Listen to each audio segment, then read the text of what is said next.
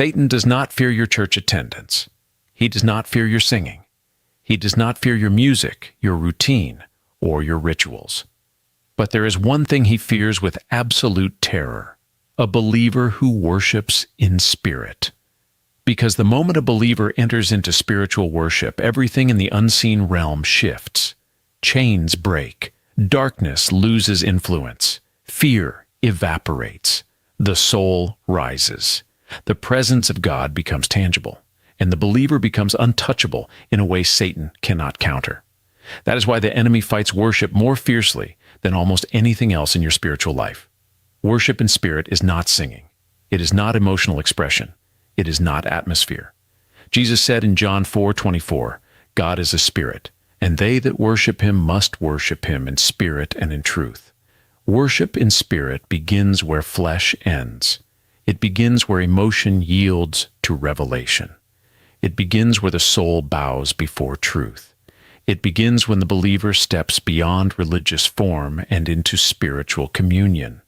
This is why the enemy does not mind when worship stays in the realm of habit. He does not mind when worship stays in the realm of sound.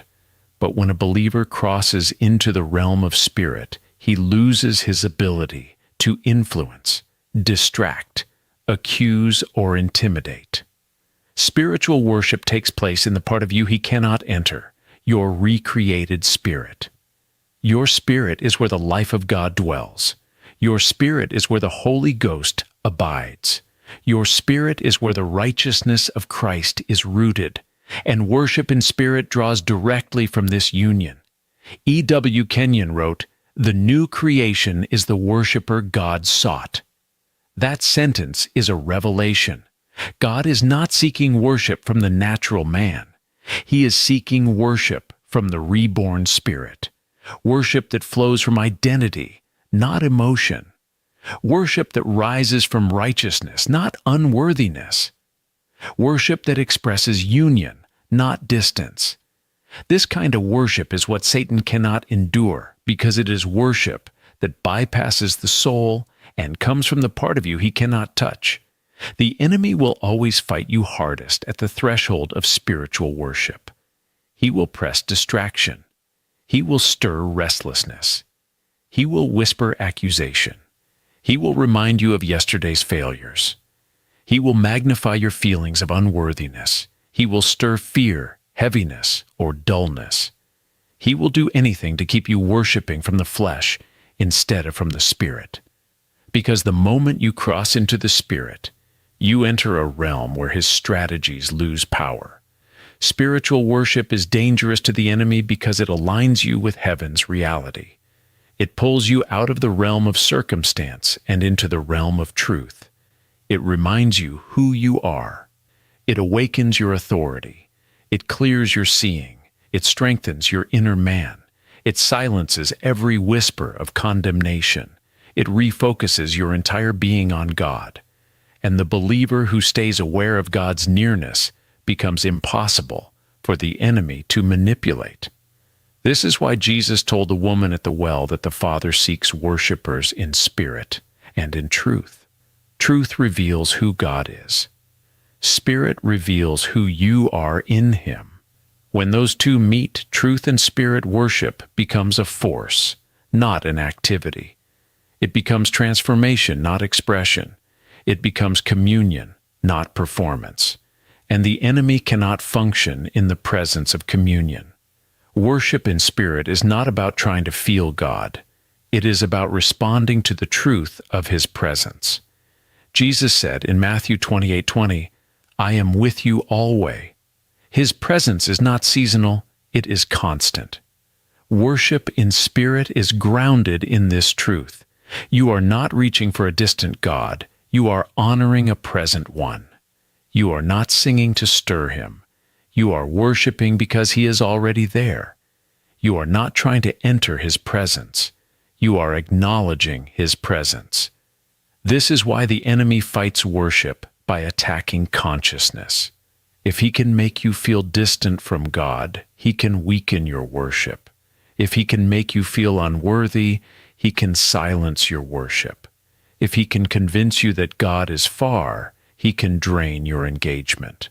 But worship in spirit is not based on feelings. It is based on truth.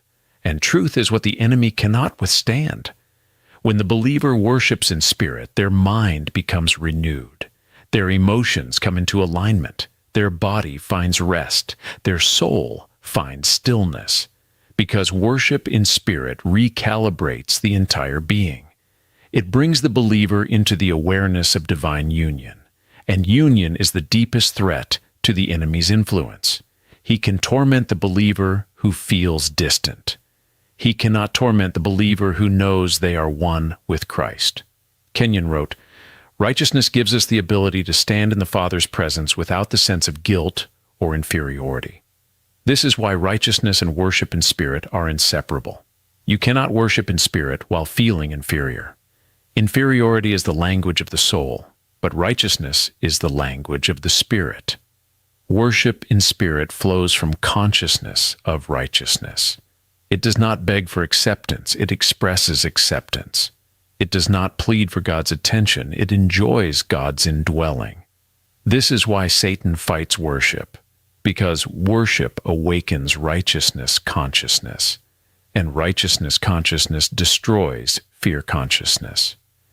Once a believer's spirit rises in worship, fear loses its anchor. Once a believer's spirit rises in worship, condemnation loses its voice. Once a believer's spirit rises in worship, heaviness loses its weight.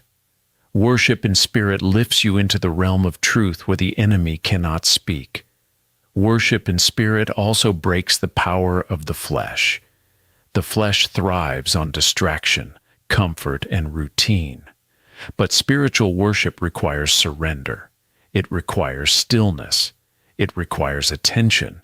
It requires yielding. And the enemy knows that the believer who learns to yield in worship will also learn to yield in obedience, in prayer, in meditation, and in spiritual authority. Worship trains the believer's spirit to lead, and the enemy wants the believer's flesh to lead. This is why Satan uses noise, busyness, and mental turbulence to keep the believer from quieting the soul. He knows that worship in spirit begins with focus, and focus is difficult in a cluttered mind. He knows that worship in spirit requires attention, and attention is weakened by constant hurry. He knows that worship in spirit requires awareness, and awareness is drowned by distraction. So he fills the mind with noise to keep the believer from the one thing that destroys his influence. The moment the believer chooses to push past distraction, something holy begins. The soul quiets, the mind stills, the heart softens, and the spirit rises. This rising is what the enemy fears, because when your spirit rises, the Holy Ghost has freer expression through you. When your spirit rises, the Word becomes alive in you. When your spirit rises, gifts begin to stir. When your spirit rises, faith becomes active. Worship is not merely expression, it is spiritual alignment. The enemy cannot restrain a believer whose spirit is aligned with God, because worship in spirit awakens spiritual authority, strengthens spiritual perception, and deepens spiritual sensitivity. It positions the believer to hear God clearly. It opens the heart to revelation. It prepares the atmosphere for divine guidance. Satan does not fear worship songs. He fears worship alignment. He fears the believer who steps into communion. He fears the believer who becomes aware of God's presence. This is why worship in spirit is so powerful when done privately. Public worship can be beautiful, but private worship is transformative. When you worship in spirit at home, in stillness, without performance, without audience, without noise, something sacred begins to happen. You begin to encounter God as Father. You begin to recognize the voice of the Holy Ghost. You begin to taste intimacy that cannot be manufactured. You begin to experience peace that cannot be explained. And the enemy knows a believer who has tasted intimate worship cannot be easily deceived. but the revelation goes deeper still. Worship in spirit does something that no other practice can do. It breaks the influence of the enemy not by resisting him directly, but by lifting you above him entirely. Worship lifts you into the awareness of truth. Truth lifts you into the consciousness of union. Union lifts you into the realm of victory. Victory lifts you into the stance of authority, and authority silences the enemy. Worship in spirit does not fight darkness, it displaces it. It does not battle fear, it dissolves it. It does not resist heaviness, it rises above it. Worship does not push the enemy away, it pulls you near to God. And nearness to God is what the enemy fears most, because nearness removes vulnerability.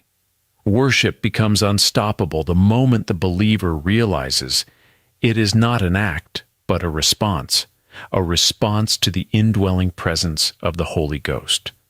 Worship in spirit is possible because God placed His Spirit within you. You are not reaching upward to worship. You are worshiping from the place where God Himself dwells. This is why the enemy cannot endure a worshiping believer. Worship in spirit is not something you attempt. It is something that flows naturally from the recreated spirit when the soul stops resisting. Your spirit is already worshiping. Your spirit is already aligned with God. Your spirit is already aware of His presence. Your spirit is already in communion with Him. Worship in spirit is simply bringing your soul and body into agreement with what your spirit is continually experiencing. Satan fights worship because worship brings your entire being into unity under the influence of the Holy Ghost. And unity of spirit, soul, and body under God's presence is something the enemy cannot oppose. This is why Paul wrote in Romans 8:6 that to be spiritually minded is life and peace. Worship in spirit is the most powerful shift into spiritual mindedness a believer can make. When the believer worships from the Spirit, life rises within them. Peace floods the soul. Fear loses oxygen. Anxiety loses expression. Confusion loses strength. Because worship repositions the believer from the realm of the flesh to the realm of the Spirit. And the realm of the Spirit is where every believer is victorious. Worship also strengthens the inner man in a way no other spiritual discipline does. Prayer engages the will. Meditation engages the mind. Confession engages the mouth. Worship engages the heart, the core of your being. In worship, the heart opens to God. It expands, it softens, it receives. And when the heart is open, the Spirit of God pours in strength, clarity, and revelation. E.W. Kenyon wrote, "The heart is the place where God unveils Himself. Worship creates that place. Worship is the environment where unveiling happens. It is where God speaks softly, yet unmistakably. It is where burdens lift without effort. It is where direction forms without strain. It is where the believer realizes, often with tears or quiet awe, that God is not distant. He is here. He has been here, and He will remain here. This is why Satan attacks your heart. If he can harden it, he can hinder worship. If he can fill it with worry, he can cloud worship. If he can burden it with guilt, he can silence worship. But when the believer chooses to worship in spirit, the heart begins to yield. Hardness melts. Worry dissipates. Guilt loses its grip. Because worship does not come from the heart, worship heals the heart. Worship brings the heart into alignment with truth, and the believer who consistently worships in spirit becomes spiritually strong in a way that is impossible to counterfeit. Because worship builds inner strength without noise. It builds discernment without striving. It builds joy without hype. It builds endurance without weariness. It builds resilience without self-effort. Worship in spirit makes the believer unshakable. Worship in spirit is also the atmosphere where deception loses power. Satan thrives in confusion, in distraction, and in misaligned priorities. But worship in spirit clears the fog. It sharpens hearing. It purifies desire. It realigns affection. It causes the believer to see through lies with startling clarity. Because worship elevates the believer into the realm where truth becomes more visible than circumstance, and deception cannot survive where truth is seen. This is why Jesus connected worship with truth in John 4:24. Worship in spirit is never apart from truth. It rises from truth. It reflects truth. It enforces truth. The believer who worships in spirit does not worship from emotion, but from revelation. They worship because God is real, not because they feel Him. They worship because His word is true, not because circumstances are favorable. Worship in spirit is grounded in the eternal, not the temporary. And here is where the revelation deepens. Worship in spirit does not only transform you, it invites the manifest presence of God. The omnipresence of God is constant, but the manifest presence, the tangible, experiential awareness of God, rests on worship. Psalm 22:3 tells us that God inhabits the praises of His people. Inhabits means enthrones. Worship enthrones God in the atmosphere of your life. And when God is enthroned, everything that opposes Him loses authority in your space. Darkness cannot remain where God is enthroned. Fear cannot operate where God is enthroned. Shame cannot speak where God is enthroned. The atmosphere changes because worship creates the throne room, and the believer who worships in spirit becomes a carrier of that atmosphere everywhere they go. This is why the early church worshiped continuously. Worship was not an event, it was their lifestyle. They worshipped in homes, in prisons, in caves, in gatherings, and in daily routines. They worshipped even when circumstances were bleak because worship brought heaven into their circumstance. They worshipped because worship in spirit reminded them of who they were and who God was. They worshipped because worship made them spiritually impossible to defeat. Satan cannot withstand a worshiping church. He cannot withstand a worshiping believer. He knows that worship in spirit accesses a dimension of divine impartation that makes the believer immovable. He knows worship in spirit releases the Holy Ghost with clarity. He knows worship in spirit strengthens faith, opens revelation, and deepens spiritual awareness. So he will try everything to keep you from it. He will attack your schedule. He will attack your emotions. He will attack your attention. He will attack your worthiness. He will attack your focus. He will attack your consistency. Because if he can keep worship occasional, he can keep you weak. But when worship becomes a posture, a continual yielding of the heart to God, the enemy loses the ability to steer your thoughts, your decisions, or your emotional responses. The believer who worships in spirit becomes spiritually anchored. They may feel storms, but do not bend to them.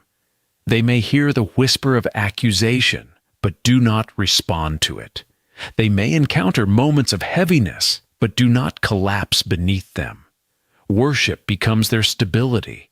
It becomes their clarity. It becomes their strength. It becomes their refuge. And then something even greater begins to happen. Worship in spirit begins to overflow into every part of life. It changes how you pray. It changes how you respond to trials. It changes how you perceive God. It changes how you perceive yourself. It changes how you perceive the world. Worship becomes the lens through which truth is seen clearly.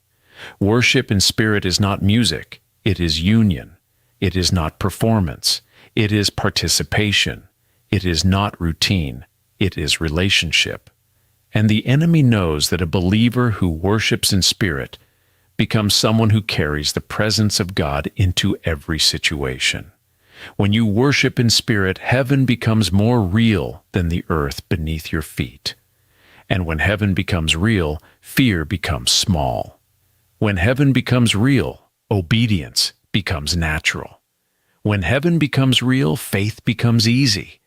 When heaven becomes real, the enemy becomes insignificant. But there is a reason the enemy fights this so fiercely, Because once a believer begins to worship in spirit, they step into another dimension of spiritual life, a dimension not driven by outward obligation but inward revelation, a dimension where everything they do, give, pray, and live flows from the Spirit instead of the flesh. And this next dimension is one the enemy dreads because it unlocks blessings far deeper than money and authority, far greater than emotion. It is the dimension of spiritual alignment that transforms how the believer engages with God in every area of life, including the area most misunderstood, most resisted, and most misrepresented in the modern church. A truth that, when illuminated, reveals why some believers flourish in every season while others struggle unnecessarily. It is time to uncover that truth, the truth that opens more than wallets, more than doors, more than opportunities, the truth that opens the heart.